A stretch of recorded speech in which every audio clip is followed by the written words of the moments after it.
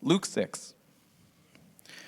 One Sabbath, while Jesus was going through some grain fields, his disciples plucked some heads of grain, rubbed them in their hands, and ate them.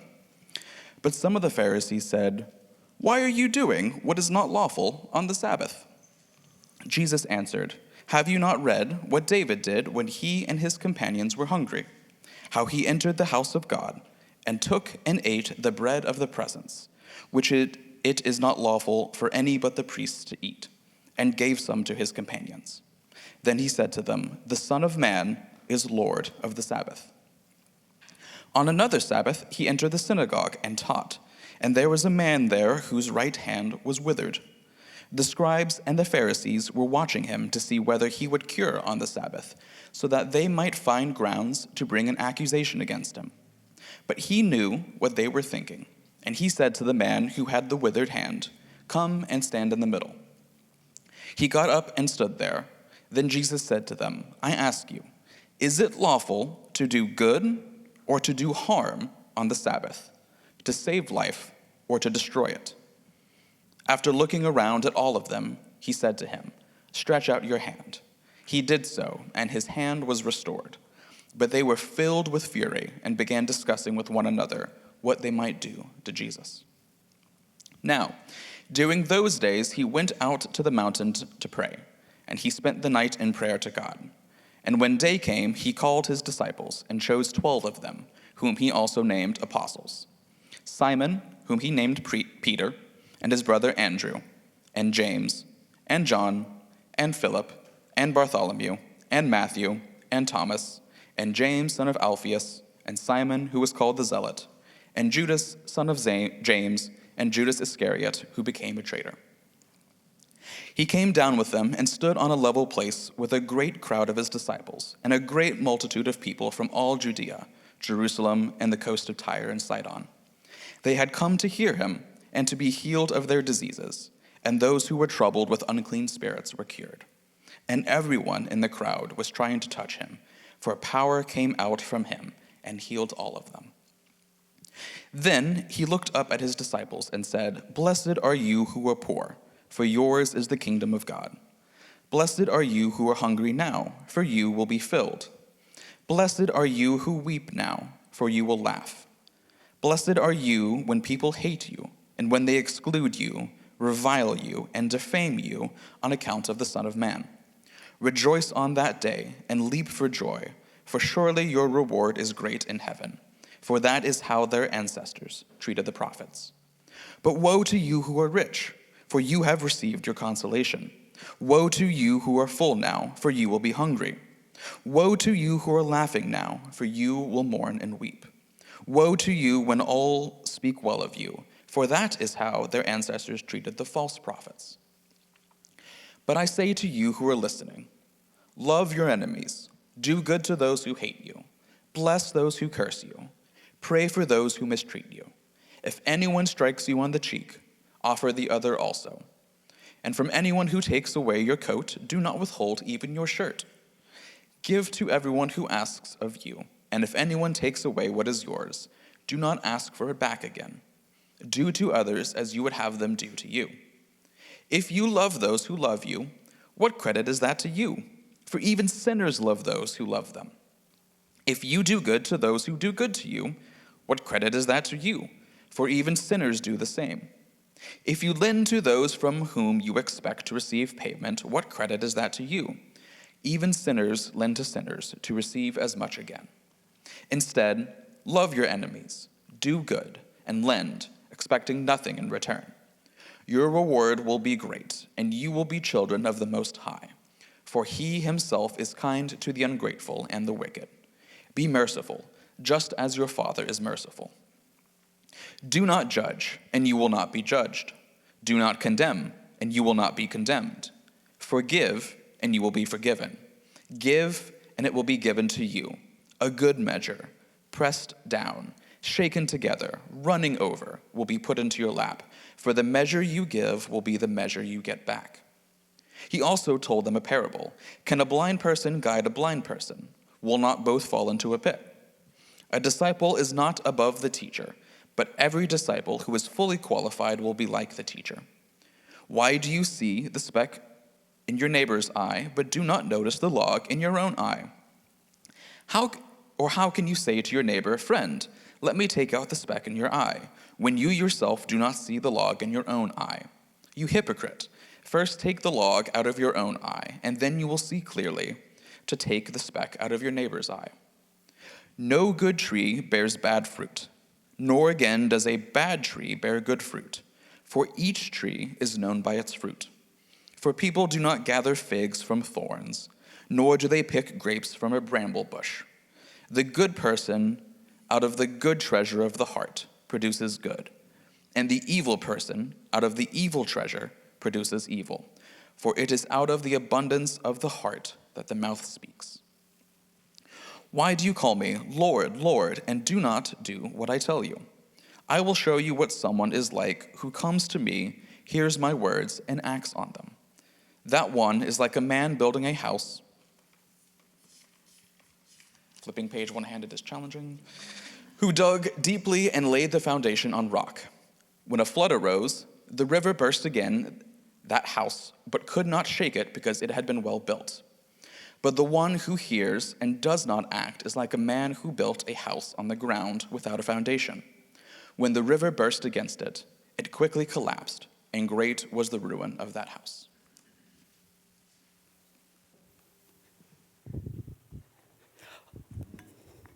Thanks. All right, so good morning again. Welcome, settle in. I know that's a long passage, and we've spent a fair bit of time in Luke 6 already, but I do think it is important as we continue and round it out today that we consider how it all holds together, that we take it as a whole. So just setting the scene for where we're going to be this morning. At this point, Jesus' ministry is just getting started, and as it's gaining traction, as it's getting rolling, it's collecting some opposition, right? And the opposition isn't coming from the tax collectors and the sinners. It's coming from a particular group. It's coming from the Pharisees, right? And while at first their observation is neutral, they're just watching to see how Jesus is doing, eventually they start to get concerned, right? They start to question his disciples. And then eventually they start to confront Jesus himself about what he's doing.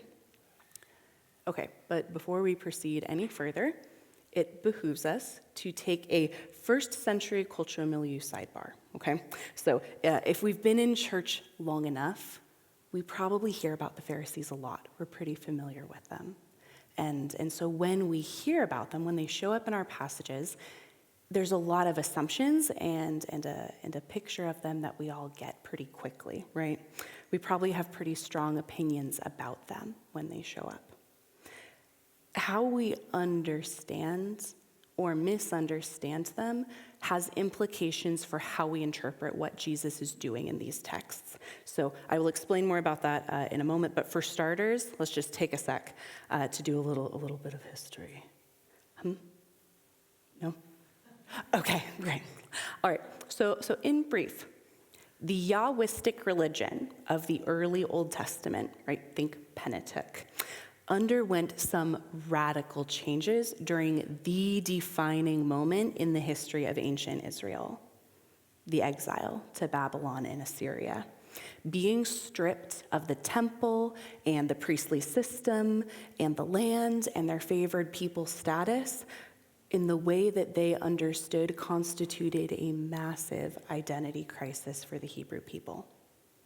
And it was out of this collective trauma, this incredibly disruptive event, that the people's understanding of following God and being chosen and demonstrating faith without the land, without the temple, without this favored status, and without the sacrificial system, without political autonomy, their understanding had to evolve to accommodate this new reality.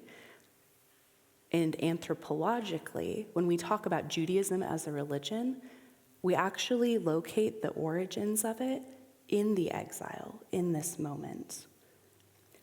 Literal tomes have been written on this, and it is beyond my intent and my scope to go into that today. That's not the point. But for our purposes, it is important for us to know that in this really messy time for the people of Israel during the exile, many groups emerged that were seeking to accommodate the old religious system to these crazy new circumstances. And there was not one official group. There was no monolithic sort of official in-group. There were many grassroots movements that were distinct from each other. Today, we know of three main movements that constituted Judaism as it had developed post-exile at the time of Jesus. There were certainly others. They have been lost to history, but we know of three. And they are the Pharisees, the Sadducees, and the Essenes. We do not have time today to talk about the Sadducees and the Essenes. If you have any questions about them, you can hit me up after service. Happy to talk to you about them. We're going to focus on the Pharisees, though. The Pharisees were a movement that was led by and for the common people. They weren't comprised of elites. The Pharisees believed that the purity laws from Leviticus actually applied to everyone, not just the priestly class. Their idea was that a life of worship and holiness and ritual purity actually applied to everyone. It was a pretty radical idea. In our own context, the Pharisees bear some similarity to the personal piety movements of Reformation Protestantism. So these groups around 1600s believed that every person should be able to read the Bible and interpret the Bible and have their own devotional studies and live a life of piety. These groups were actually pretty responsible for increasing literacy, right? Before this time, most people couldn't read. So their beliefs, right, were that this isn't just for the priests, this isn't just for the clergy. Everyone gets to participate in the life of faith. It's similar to kind of the Pharisees bent their interpretation. The Pharisees had a lot of social power. They didn't have official political power. And importantly for our purposes this morning, Jesus and his ministry, his teaching about following God, he would appear to others around him to be most like this group, most like the Pharisees. Certainly, Jesus is distinct from the Pharisees in certain ways, absolutely. But to his disciples, to the people who were coming to him for healing and seeking his teaching, they would have identified him as part of the Pharisee camp. Okay, deep breath. Why are we having a history lesson, right? Here is why. There is a misguided interpretive impulse that I believe comes up when we see these texts, and in particular when we see Jesus and the Pharisees going at it, getting into conflict, going back and forth, where we interpret Jesus over against the Pharisees. We see them as opposing distinct entities that are in combat coming from different places, right? And so we see the Pharisees almost in this dichotomy of they were being legalistic and hypocritical, and they were just about the rules of the law, and it was stodgy and dead religion, right? And then Jesus comes in and he calls God Daddy, Abba, and he brings warmth and heart and relationship to this religion. It's like we think that we have to make Jesus' contemporaries look as bad as possible so that he can be compared to them and shine all the brighter. Here's the problem with that. This interpretation doesn't take Jesus' cultural and ethnic particularity into account. And as a result, it misrepresents the nature of the dialogues and interactions between Jesus and the Pharisees. When the temple is destroyed a few decades after, this story takes place in 70 CE, the only Jewish movement that survives is the Pharisaic movement. It's where Rabbinic Judaism comes from. And if you know something about Rabbinic Judaism, those peeps love to debate, right? They love to go back and forth. This interpretation, this midrash, that midrash. Hillel says this, Shammai says this, right? All of this conversation around a table in dialogue, debate, figuring out the life of faith together. This process of unending dialogue has its roots in the Pharisee movement. So if instead of whitewashing Jesus as an outsider who has true faith, who debunks and defeats the petty legalism of the Pharisees and their dead religion, if instead we see Jesus in heated debate with his fellow Jews, seeking alongside them to understand the law and the prophets with different interpretations, we first of all stand to correct an interpretive bent that has led to a shameful history of anti-Semitism in the church. Secondly, we can see that this debate, this tension, is actually an intra-community conversation. That's why the Pharisees show up so much in the Gospels. It's because they're Jesus' community. They're the group that had the most overlap with him. Now certainly, the opposition and the tension between the Pharisees and Jesus grows, right? The Pharisees eventually become intent on killing Jesus. Both his theology, his calling himself God, that would have been completely unacceptable to them. They had serious problems with that. I think there was also a concern about his popularity. I think there was a move on the Pharisees' part to protect their own social power. But for our purposes at this point in the story, it's important that we see that the Pharisees and Jesus actually have similar priorities. So thirdly, points in mind, if we consider this, we may stand a chance of hearing Jesus' criticism of the Pharisees and not immediately writing it off as due them because they were practicing some old set of rules. Like, no, we today, we're like the masses. We're like the masses who are coming to hear Jesus preach. We're like the poor and the least of these, right? Not so fast, church. Jesus' harshest words of rebuke were always directed at the religious in-group, the group that would have identified itself as righteous, the group who genuinely sought to know and to serve God, but made the fatal mistake of believing that faithfulness would be rewarded with more of us and more to us and less of them and less to them. Jesus has the sharpest words of rebuke for the righteous. And he reserves his softest, his kindest words, his most compassionate stance, his words of comfort and blessings to those on the outside, those who would have found themselves cast out and persecuted even by these very same religious in-groups. Do we hear that? We don't get to be sloppy and slippery with how we read these texts, assuming the positionality of the systemically oppressed and judged. Friends, we are not allowed to be that unreflective today. And I don't seek in this moment, I am not seeking to deny or diminish the hurt and the pain and the struggle among us. I know that there is so much that we carry. I know personally what some of us carry. And also, like in a space like this, with the diversity among us, our privileges in society are different, right? We're not all the same.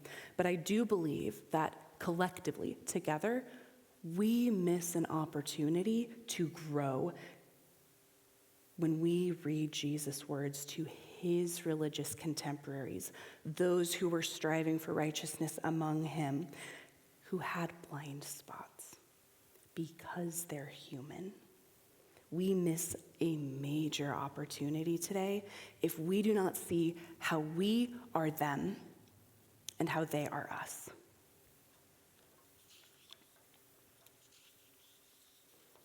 Okay, finally, back to the text. When we see the Pharisees ask Jesus in verse 2, "Why are you doing what is not lawful?" They're not being legalistic jerks. They're saying, hey, fellow person who cares about doing the law, how do you interpret this, right? How do you understand it? And then only a few verses later in verse 9, Jesus responds in turn saying, is it lawful? ... He asks his own question. Jesus is responding in kind. He is putting a question of interpretation back on his community, a question that communicates Jesus' theological priorities. Jesus is making interpretive claims about what is lawful because what is lawful is first century Jewish speak for what is right, what is good, what is the holy way to live, because the law, the Torah, is the literal word of God that enables right relationship with God. It's significant, it matters. All right, so context. Jesus is in heated theological debate with his fellow Jews, with these Pharisees about the law, about what is lawful. First, the Pharisees ask Jesus a question about the law. Then Jesus, in turn, asks the question of them about the law. And I believe that the question he asks them frames the rest of this passage for us. He says, yes, I ask you, is it lawful to do good or to do harm on the Sabbath, to save life or to destroy it? After this question that we can guess Jesus' answer to based on what he does in the passage right after that, Jesus goes up on a mountain, he spends time with God, he gathers his disciples up with him, and then they descend the mountain, and then Jesus starts to preach. I'll say that one more time. The topic is the law. Jesus ascends a mountain with his closest confidants. He talks to God, and then he descends, and then he teaches. If your ears aren't ringing, borrow a first century Jewish listener's ears. Oh no.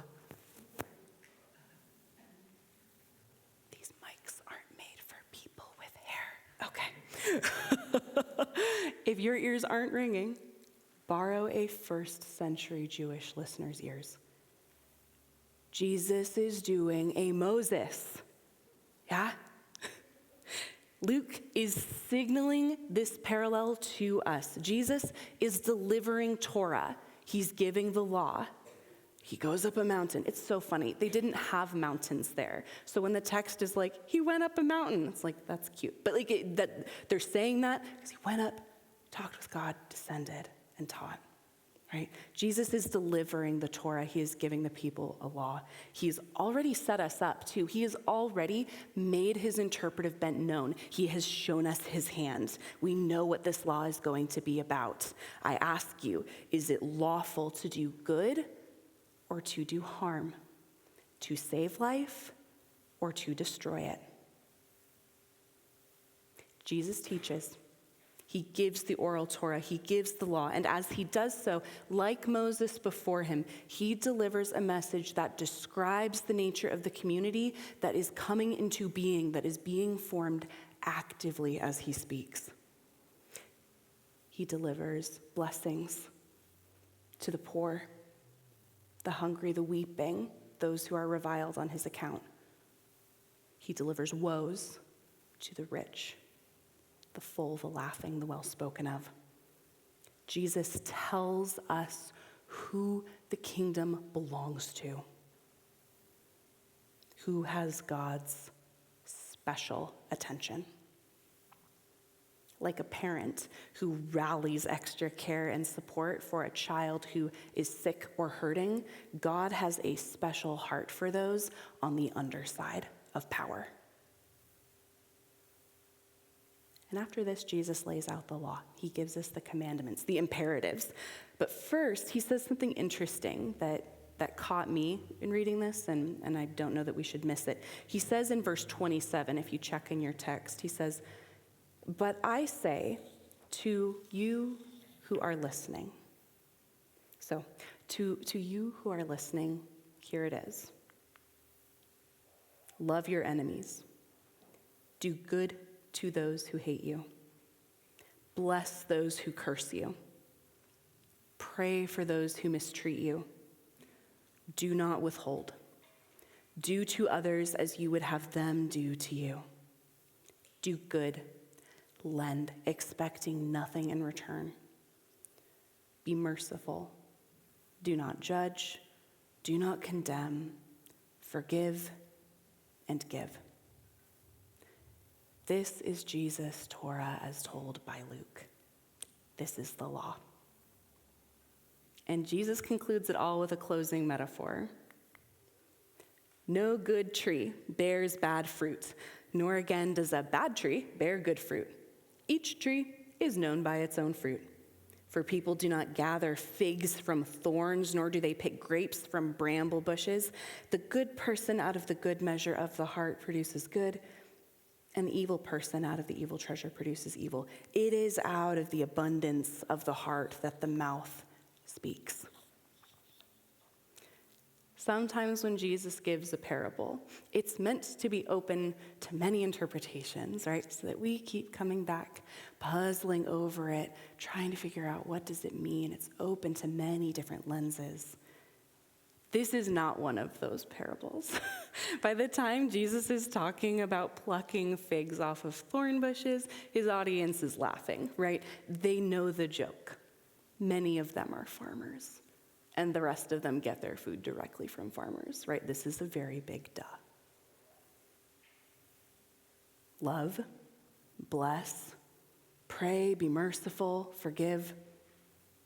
The tree is known by its fruit. I think it's interesting that Jesus' Sermon on the Plain, which is, Luke's counterpart to Matthew's Sermon on the Mount, Jesus' Sermon on the Plain, this giving of the Torah, is nearly completely about orthopraxy.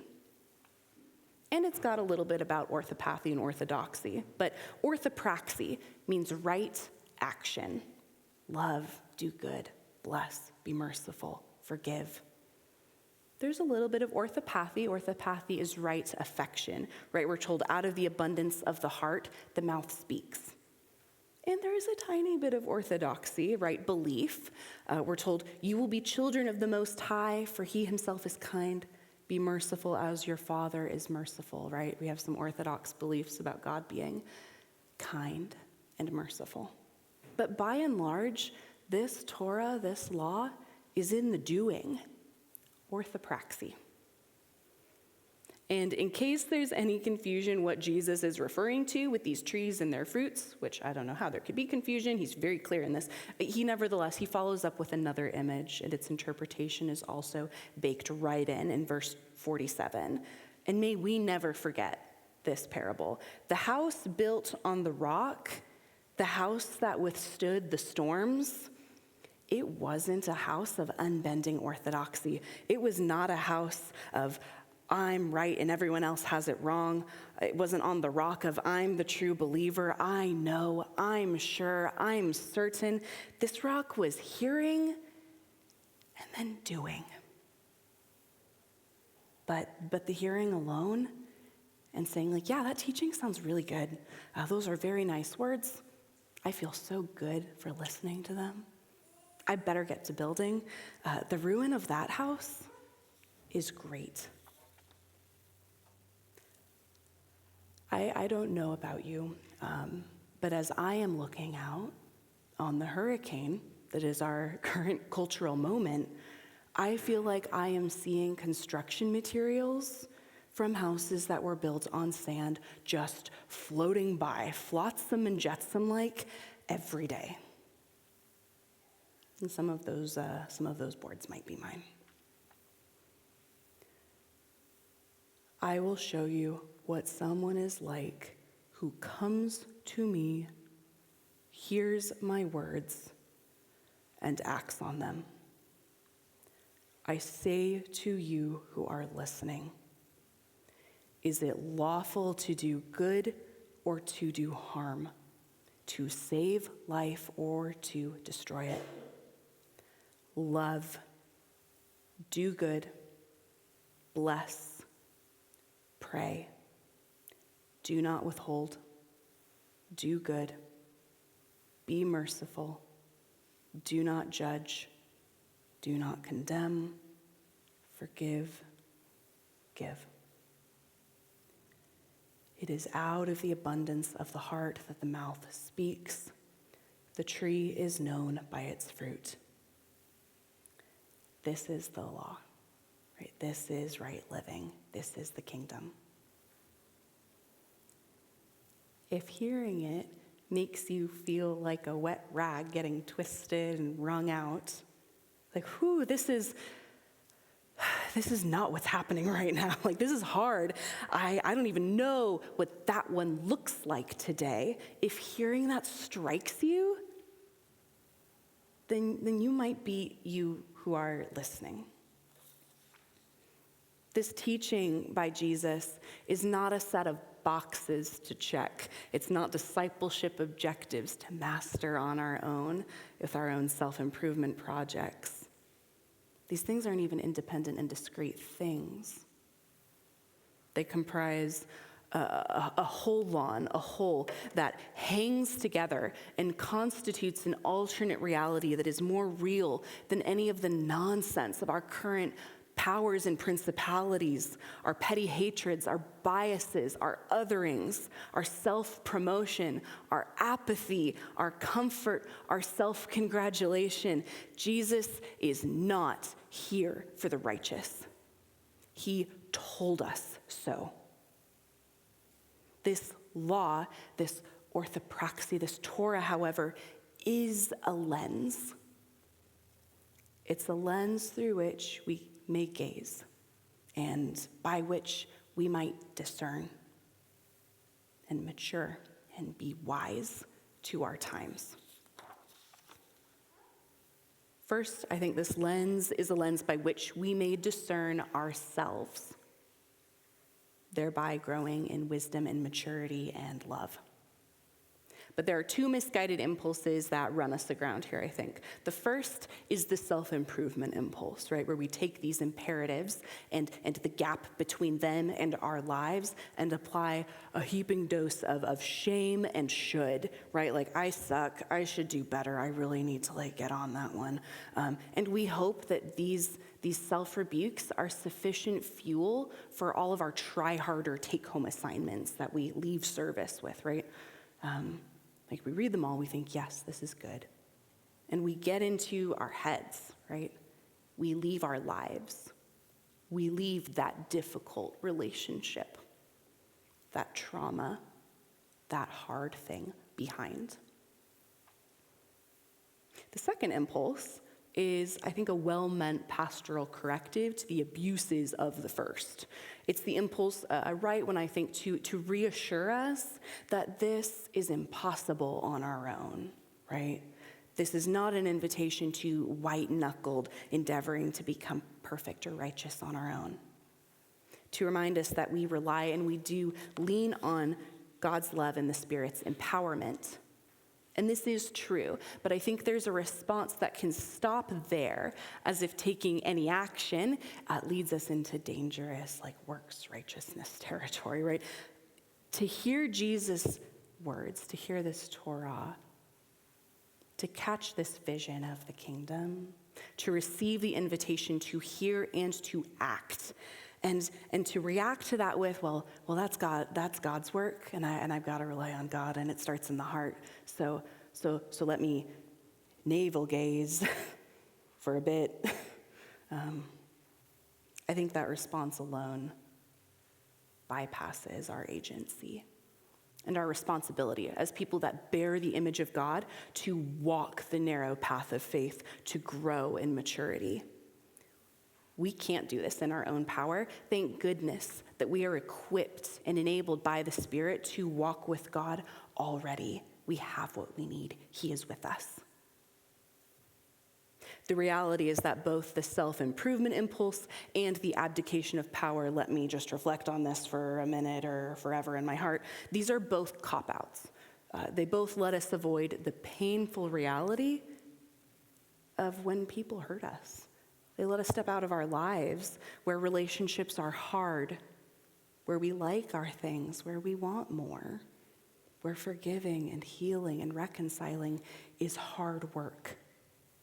And it's never done, right? This is never like, we've got that one done. We'll check it off the list and move on. I propose instead that we let this Torah meet us in the most painful place possible in our real lives, in our families, in our politics, in our knee-jerk reactions to bumper stickers and clickbait articles on the internet, in international policy, in our neighborhoods, in our cities, in our schools, at work. Love your enemies. Do good to those who hate you. Bless those who curse you. Pray for those who mistreat you. Do not withhold. Do to others as you would have them do to you. Do good, lend, expecting nothing in return. Be merciful. Do not judge. Do not condemn. Forgive and give. I do not need to tell you what to do, because to you who are listening, there is something in this Torah that tugs, that aches, that if you choose to pursue it, will fuel a wrestling, a struggle, a journey that takes you deep into your hurts and your fears and meets them with Christ and leads you to maturity. This is the promise for those who walk the narrow path. This Torah, though, is not only a lens to view ourselves personally. It's also a tool by which we're equipped and encouraged to view ourselves collectively. It happened twice. I'm taking a sip. And we'll see how dairy helps that. Jesus' first century listeners, the original hearers of this law, would be far more apt than we are today to hear this Torah and understand it collectively as a message delivered to a community of people, not a bunch of individuals, right? Jesus was delivering this message to those who would hear him in the context of his religious contemporaries, right? In the context of the religious in-group, the Pharisees, who were seeking to live faithfully, those who saw themselves as doing it right. He's talking to his people. Is it lawful? Is it true religion? What is the right way to walk with God? Jesus says, here you go. This is what it is. It is not a secret.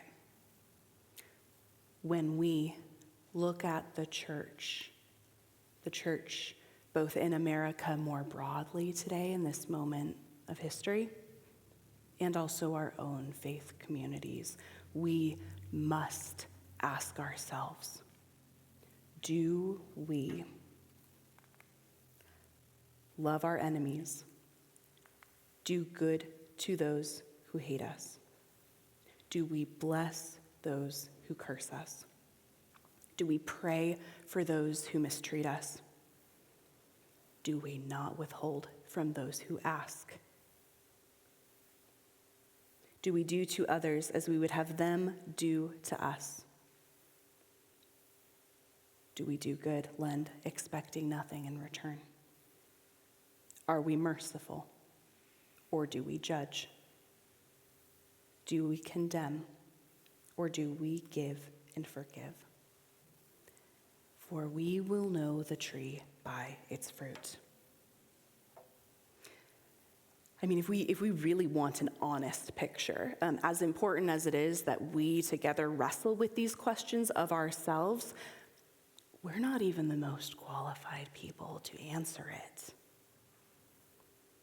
If we asked the poorest communities, if we asked marginalized groups today, like migrant laborers, asylum seekers, refugees, racial and ethnic minorities, our LGBTQ neighbors, unhoused people, people with food insecurity, if we ask these among us about the church's love and generosity and mercy, or our judgment and our condemnation, what would they say? Because we know that Jesus' harshest words of rebuke are directed at those who would have identified themselves as the faithful, the upright, those whose sense of morality and righteousness combined with their human proclivity to elevate us and ostracize them, led them to harm others. We are blind. We are foolish if we do not see this pattern at work through history, wherever there is a sense of power and superiority, and in the church, wherever we lose sight of Jesus for everyone. This is not about Jesus dissing the Jews. There is so much trouble that comes when we start down that line of interpretation. This is about Jesus reminding us every day his words in Luke 5:32, I have not come to call the righteous. I have come to call sinners to repentance. So who are you who are listening? I cannot read this passage and square my understanding of it with the notion that the faith that Jesus invites us to is one about believing all the right things and othering all the right people so that we can rest assured that we're right, we're superior, we're victorious, we're more holy, we're great.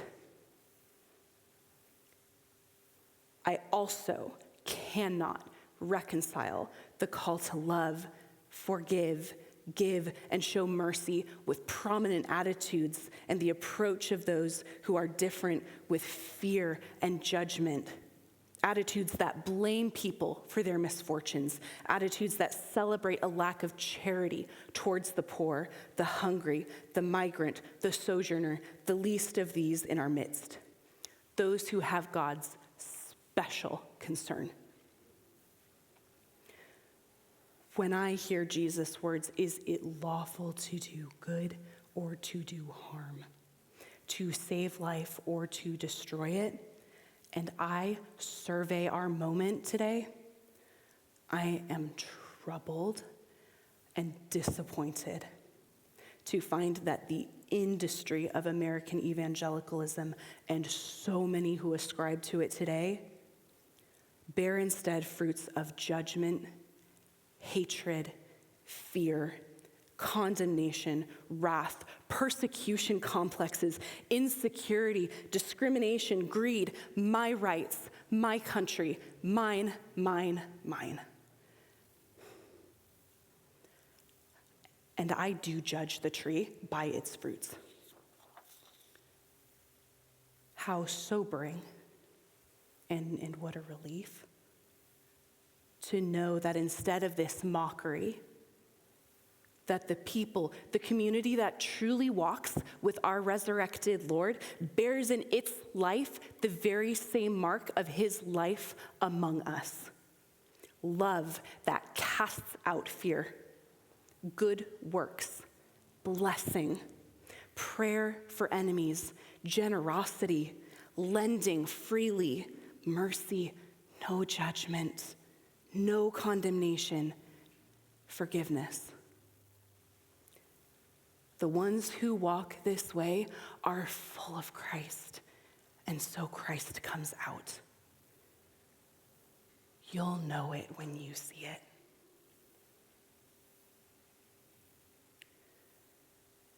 Wherever this finds you this morning, wherever you're feeling tugged or pulled, my encouragement to us is that we would take courage to accept the invitation to grow in Christ-likeness, to grow in love, to grow in mercy, to grow in generosity and compassion, as attitudes and postures, especially when they are hard, and as action especially when it's costly. May we take heart, for we do not walk alone. We have good company on the road. Let's pray.